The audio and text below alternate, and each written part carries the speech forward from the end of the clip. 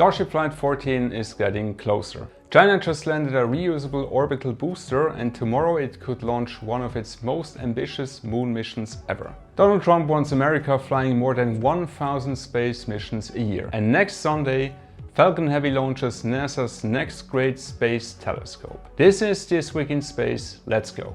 Let's start at Starbase. And this week we got a major step toward Flight 14.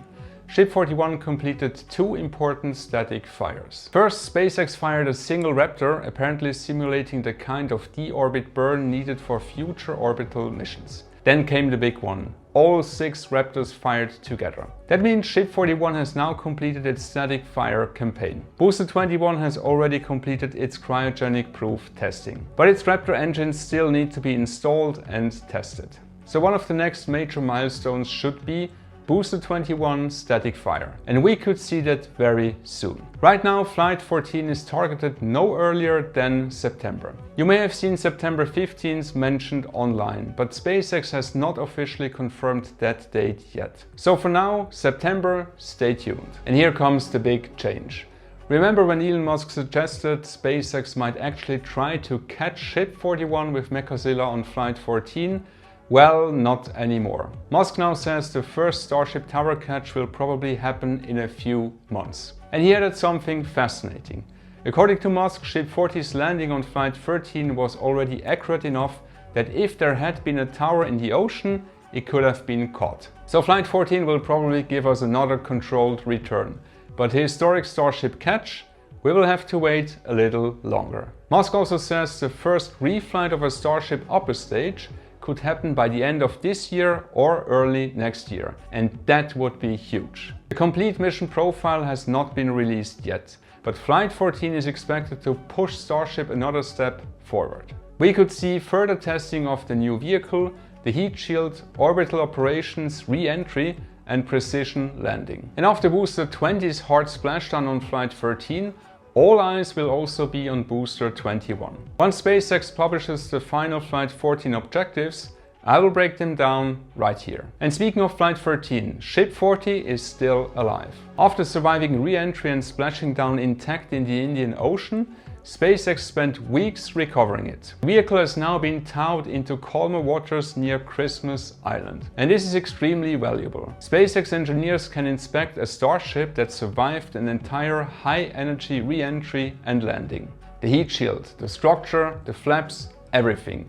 Basically, Ship 40 just became a giant flying laboratory. Now to China, because this was a big one. Chinese company Land Space successfully landed the first stage of the Chang'e 3 rocket, vertically, on landing legs, after an orbital launch. Sounds familiar? It should. This was China's Falcon 9 moment. The stainless steel Chang'e 3 burns methane and liquid oxygen and is designed to eventually fly up to 20 times. Landspace now wants to actually refly a recovered booster within 6 months. China isn't just experimenting with reusable rockets anymore. They're getting serious. And China isn't slowing down. Tomorrow, China is expected to launch Chang'e 7 toward the moon's south pole. Long March 5 will send an orbiter, lander, rover, and even a hopping probe toward one of the most fascinating places on the moon. One of its biggest objectives? Search for water ice inside permanently shadowed craters. And that matters enormously for China's future lunar ambitions. Officially, China still wants to land astronauts on the moon before 2030. And unlike NASA and SpaceX, we don't see every test, prototype and failure. So judging their true progress can be difficult. But we know the major pieces are moving. China is developing the Long March 10 moon rocket, the Mengzhu cruise spacecraft and the Lanyue lunar lander. And Chang'e 7, followed later by Chang'e 8, will help prepare the lunar South Pole for China's future exploration plans. So while the program is less transparent, I would not underestimate China. NASA currently wants Americans back on the lunar surface in 2028. China says before 2030. That means the new moon race could come down to just a couple of years. And suddenly, the second moon race feels very real. And apparently Washington feels that urgency too. This week, President Donald Trump signed a new national space transportation policy. And the headline number is huge. More than 1,000 US launches and re-entries per year by 2030. The policy calls for more launch infrastructure, more commercial competition, faster regulation and potentially new launch and re-entry sites. But the bigger strategic message is clear. America wants to dramatically increase its spaceflight capacity. And that supports the administration's broader objective: return Americans to the moon and stay there. NASA currently plans Artemis 3 as an Earth orbit mission in 2027. Then Artemis 4 back to the lunar surface in 2028. And after that, NASA wants to build toward a permanent lunar presence. The message from Washington is becoming pretty clear. Move faster, fly more, and beat China back to the moon. And now to one of my favorite missions of the year. NASA's Nancy Grace Roman Space Telescope is ready to go. Think of Roman as something like Hubble, but with an enormous field of view. It will study billions of galaxies, dark matter, dark energies and exoplanets. And the launch is currently scheduled for August 30th. The rocket, Falcon Heavy. Yes, we get a Falcon Heavy launch next Sunday. I've already made a dedicated video explaining why Roman could completely change our view of the universe.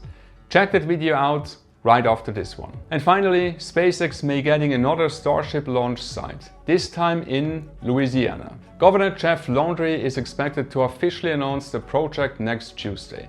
The promised site is enormous, around 130,000 acres along roughly 18 miles of Louisiana coastline. The idea, another major launch site for reusable starships. The location offers access to the Gulf of Mexico, natural gas infrastructure, and waterways capable of transporting huge rocket hardware. But the project could also face environmental questions because the site contains sensitive coastal wetlands near wildlife refuges. So this could become a major story.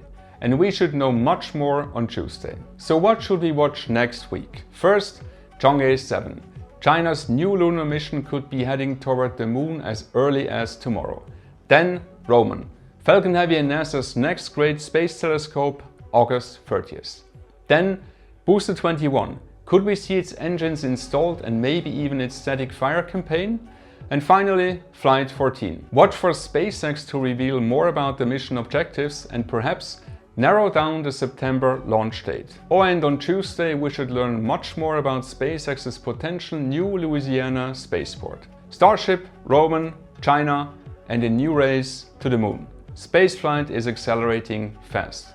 And I will keep you updated right here on Alex SpaceX Talks. If you enjoyed the video, please like and subscribe, and I will see you next week on This Week in Space.